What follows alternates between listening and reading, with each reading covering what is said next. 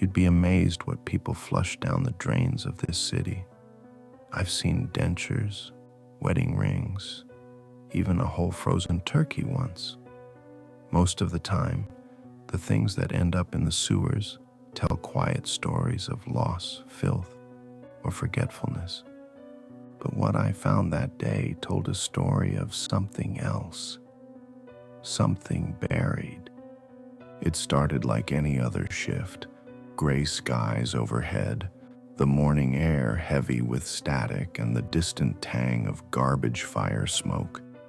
My work orders had been piling up since the budget cuts, so when dispatch pinged me about pressure fluctuations in Sector 6, I barely glanced at the full details.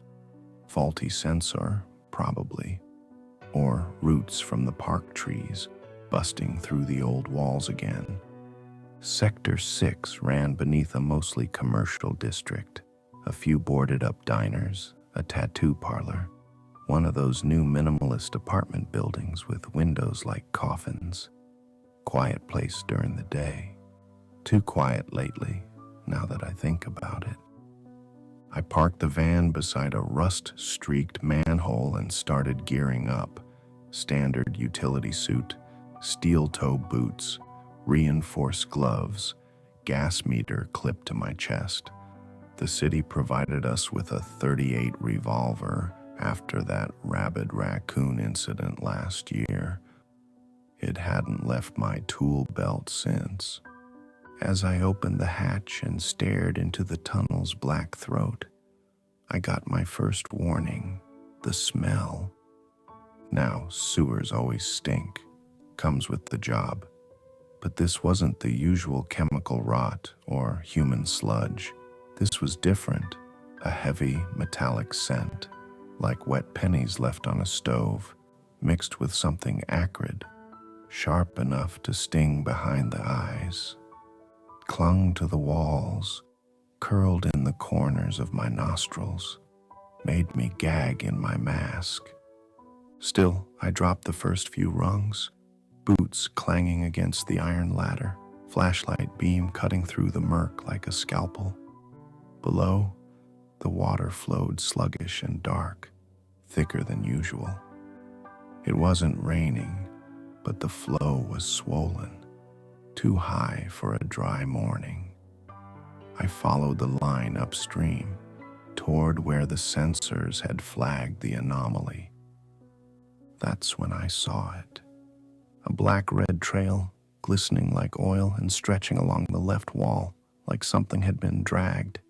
Not sewage, not chemical waste. It looked organic.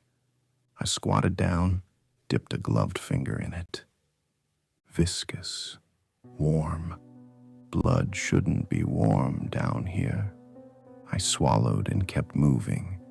The further I went, the older the tunnel became. New concrete gave way to moss-choked bricks, some etched with old city symbols no one bothered to scrub off. Rats watched me from the shadows, more of them than usual. Dozens, maybe hundreds, and they weren't running. They just stared. One scratched at its face like it was trying to dig something out from under its own skin. The pressure gauge on my vest spiked briefly and then flatlined. I tapped it. No response. A ripple of unease crept up my spine. That's when I heard the voice. Not human, not words, just noise. A gurgle buried in the static of running water. Something echoing through the chamber ahead, distorted, like someone trying to speak with a throat full of gravel and bile. I flicked off my headlamp and crouched low, easing forward into the dark. The tunnel opened into a wider junction, a flood bypass that hadn't been maintained in years. The air shifted, heavy with warmth. My boots crunched over something brittle. Bones, tiny ones, rodent, a few bird, and in the center of the room, lit by a shaft of pale, sickly light through a storm grate above, was a corpse, a man, or what was left of one. His jumpsuit looked like mine, only older, stained, torn. His stomach had been ripped open, guts sprayed like graffiti across the bricks. His jaw was unhinged, and his eyes were wide open, filmed over like soured milk. One arm was missing entirely. The other was frozen mid-reach, fingers twisted like claws. I backed away, heart pounding, bile rising in my throat. That's when I noticed the wall behind him. It wasn't a wall. It was a crate. Steel, dented, with half-melted ViraClean Solutions logos barely visible under layers of grime and corrosion. The hazard labels were foreign, stenciled in languages I couldn't read. One side had burst open, as if something had clawed its way out. Inside were shattered vials, dried fluids, and a rotten stench so thick I nearly passed out. I reached for my radio. Static. I tried the emergency band. Nothing but garbled tones and sharp clicking like teeth tapping glass. Then, movement. Behind the crate. I turned. At first I thought it was a trick of the light, but then it shifted. Slow, deliberate. A shape, hunched and too thin, rising from the shadows like it had just unfolded from the wall itself. Pale skin, bone poking through where there should have been flesh, a mouth that opened sideways, and no eyes, just empty sockets oozing dark slime. It stared at me, or maybe listened. Then it moved, not walking, not crawling, just sliding across the ground, limbs jerking, scraping. I ran. God help me, I ran. I dropped my flashlight, slipped on something slick, cracked my elbow against a pipe, kept moving. Every sound echoed behind me, scraping, gurgling, the occasional wet slap. The tunnel narrowed. I turned left, then right, zigzagging past service lines, broken pumps, old graffiti from some long-forgotten protest. Something was growling behind me now, more than one. I hit a locked service hatch and nearly screamed. The wheel was rusted, but I turned it with everything I had, palms bleeding through the gloves. It groaned open. I slipped through and slammed it shut, just as something slammed against the other side. Silence. Then whispers. They weren't human, not English, not even language. Just wet, breathy sounds, like someone trying to imitate speech without understanding what it means. Then a word, clear as day. Early. I froze. Then another voice, closer. Not a whisper this time, just behind the hatch. They weren't supposed to wake up this early. My breath caught. I backed away slowly, stepping over loose pipes and moldy insulation. There was someone else down here, watching this, or worse, controlling it. I didn't know what was happening yet.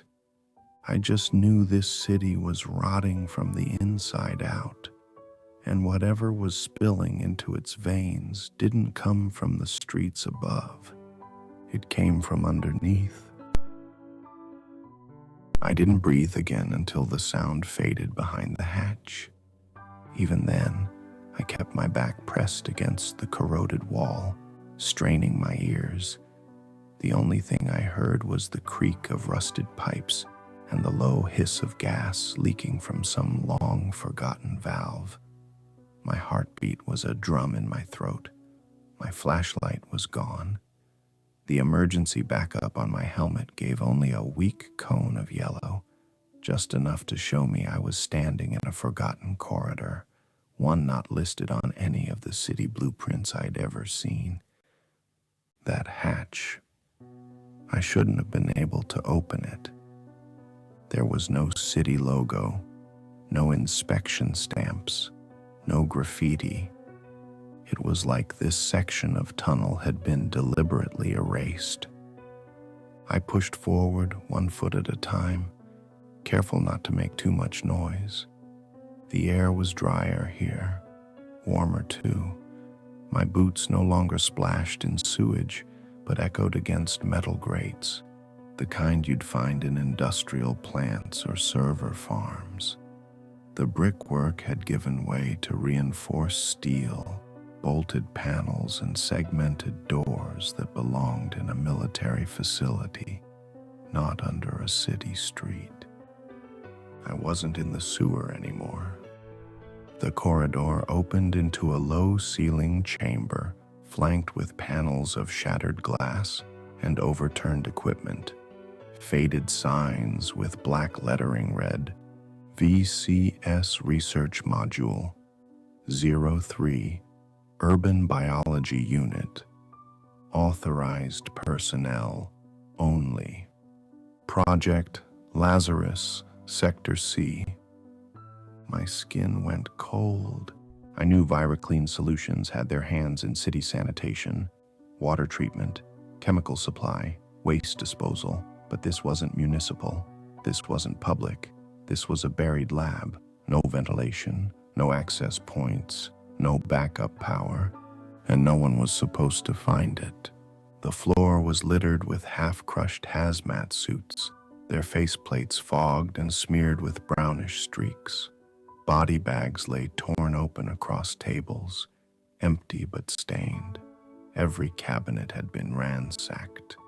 Some walls were scorched from small fires. One corner had dried blood, sprayed in a perfect crescent across the ceiling fan above.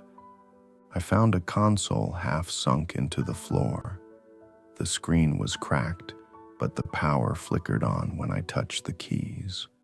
A single document auto-loaded.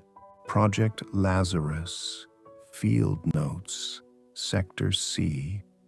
Initial deployment yielded poor response in standard environments. Subterranean integration yielded greater neurological persistence and reduced decay rates. Sewer grid proving ideal for unobserved infection modeling. Urban utility viability remains high. Recommend further trials with subject pools B and C. Suppress civilian maintenance staff if required. Use alpha-class sedatives. No reanimation expected beyond protocol. I scrolled further. The last update was dated 2 days ago. There was a list of names underneath. I recognized a few. Guys from my crew, Miguel, Orson, even old Manny, who retired last spring. Each name had a status beside it. Status inoculated. Status dormant. Status responsive. And then status reanimated. Escaped. I staggered back from the console. My mouth went dry. They had used us. Used the maintenance crew as test subjects, infecting them down here, monitoring how the virus, or whatever it was, adapted to damp, heat, darkness. We were perfect, always underground, always overlooked. I remembered Miguel saying he wasn't feeling right last week. Said he kept hearing things in the tunnels. Thought it was just mold messing with his head. He was already dead. A high-pitched screech made me flinch. One of the monitors to my right, still active, began to cycle through security camera feeds. At first, they showed places I recognized. City streets, storm drains, tunnel junctions. Empty. Then one screen blinked red. A dark hallway lit by flickering fluorescence. In the middle of it, something shuffled, hunched and twitching. A man, Orson, I realized, still in uniform, his face bloated, one arm dragging behind him like dead meat. Something moved inside his throat, pressing up beneath the skin like it wanted out. I watched as he turned toward the camera and charged it, screaming without a voice. Static swallowed the screen. The next feed showed a different view, a morgue slab lit with overhead surgical lamps, a body restrained with thick leather straps. Its stomach was sliced open, and something inside it was moving. The straps buckled. The figure spasmed, then sat up, despite its spine being half severed. Another feed. This time, I saw the crime scene cleaner. A man in a hazmat suit and respirator, drenched in sweat and blood, backing away from a hallway smeared with gore. I couldn't hear anything, but I recognized the moment, the same outbreak. We were all rats in the same maze. I stood up and stumbled backward into a table, knocking it over. Papers fluttered. Vials rolled across the floor, shattering against the grate with faint hisses. One of them released a vapor that made the lights overhead flicker, then die out entirely. Pitch black. I pulled out the backup flashlight and clicked it on, just as I heard something shift behind me. Slow, deliberate. Metal dragged on metal. A figure crawled out from under one of the dissection tables. It was wearing a half-torn hazmat suit, visor cracked. I saw blood bubbling from inside the helmet. Then the figure began convulsing, like something inside it had changed its mind about staying still. The head twisted. The body bent backward at the waist until the spine cracked loud enough to echo. It stood, legs twitching, hands balled into fists with too many knuckles. I raised the revolver. It lunged. I fired once, point blank into its throat. It stumbled, but didn't fall. I fired again, into its mouth this time. The top of its head blew out like a broken pipe. It dropped. I was shaking so bad I nearly dropped the gun. I didn't check if it was the only one. I didn't check for more notes. I just ran. The next corridor led into a chamber of chain-link cages, like kennel runs, only bigger. Inside them, bodies lay piled. Some moved, some didn't. One looked straight at me through the mesh, its teeth clicking together like it remembered the sound of chewing. They weren't mindless, not down here. Something about the dark made them different. I found another access terminal. This one controlled the water flow systems, the emergency purge gates designed to flush floodwaters into the bay. But when I tried to trigger them, I hit a wall of red text. Authorization required. VCS Level 4. Insert keycard. My fists slammed the keyboard until my knuckles bled. Footsteps echoed behind me. Not shuffling, not dragging, just footsteps. I turned slowly. It was another tech, one I didn't recognize. His face was pale, eyes sunken. Blood poured from the stump where his arm used to be. He didn't attack. He just stared, then whispered, barely audible. They weren't supposed to wake up this early. He collapsed, didn't move again. I grabbed his ID badge. ViraClean, Level 4, clearance. I looked at the purge terminal again, heart hammering. It was time to drown this place. And everything in it. I didn't hesitate. The moment the keycard clicked into the slot, the console came alive. My fingers flew over the buttons like I'd done it 100 times before, following instinct, adrenaline, raw fear. Lines of code scrolled across the screen. Emergency water purge, Sector C, status, standby, proceed with evacuation, begin countdown, 30 seconds. There wasn't time for evacuation. I slammed the override and hit confirm. The tunnel shook.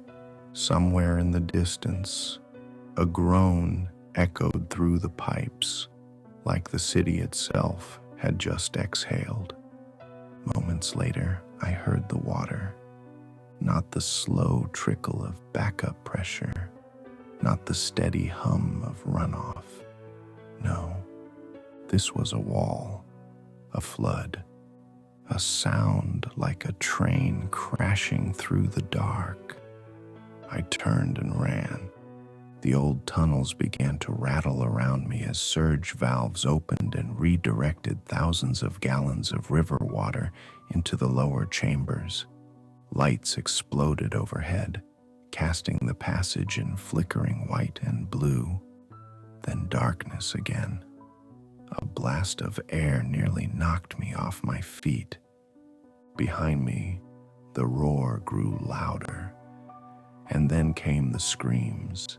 Inhuman, dozens of them, things buried in the shadows, now caught in the current, bones snapping, flesh slamming against concrete.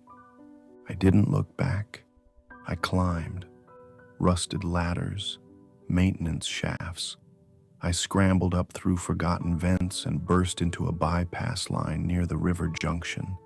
It was flooding fast, pipes bursting around me, rainwater and sewer runoff, washing in from every direction. I knew this stretch, knew where it ended. Storm drain behind the Westwood Industrial Complex. I just needed to make it 20 more feet. Then I could crawl out through the access hatch, maybe flag someone down. Police, fire, anyone. But I was wrong. There wasn't anyone left to flag down.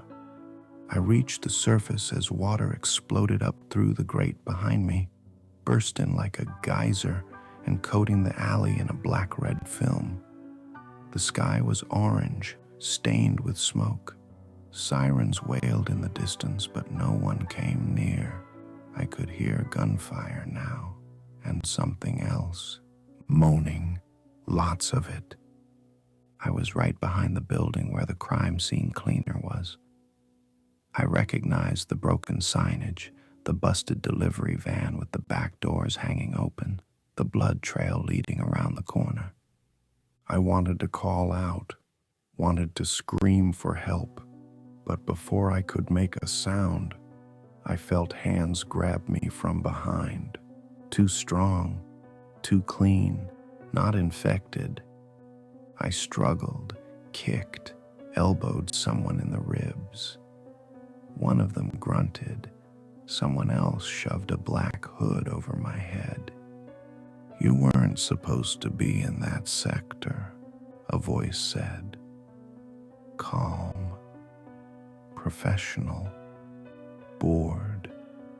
I felt something jab into my neck. Darkness again. I woke up in a chair, metal, cold. My arms were strapped down, wrists digging into the restraints.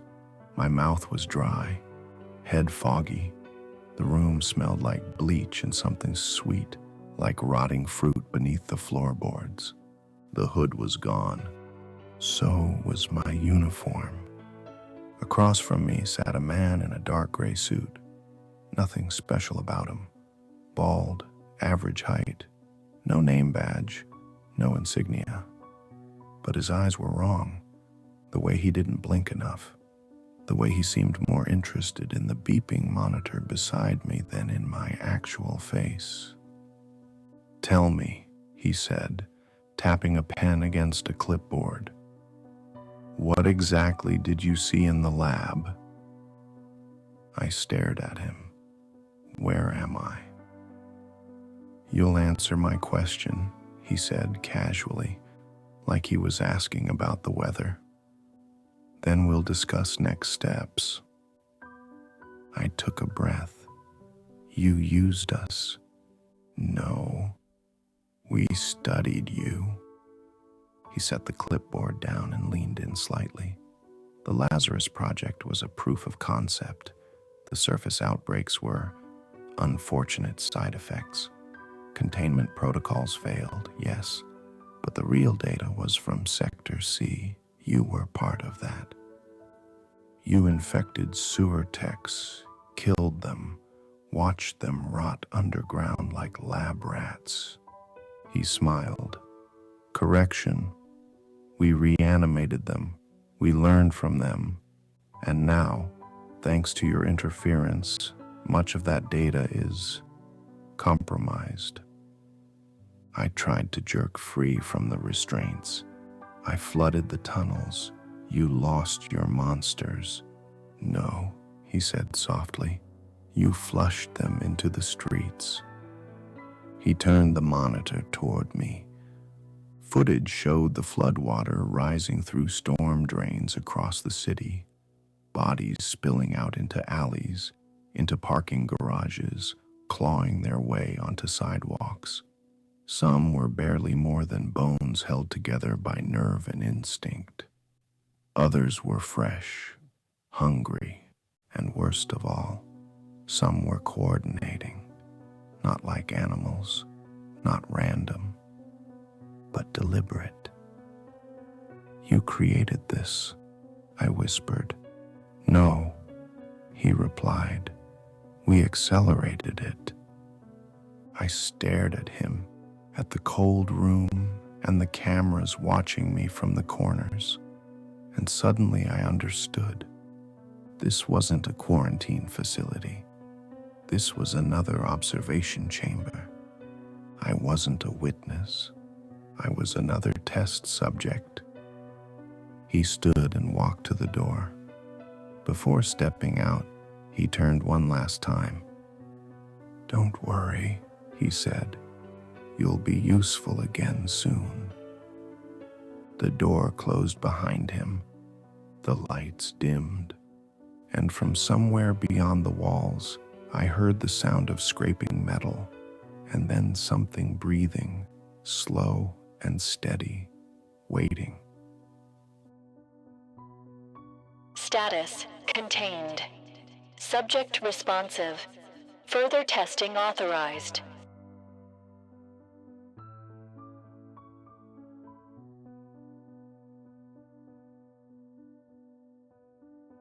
If you're still breathing, go ahead and like the video. Subscribe if you dare. There are plenty more nightmares waiting for you. And whatever you do, don't forget to ring the bell. It's the only way you'll hear the warnings in time.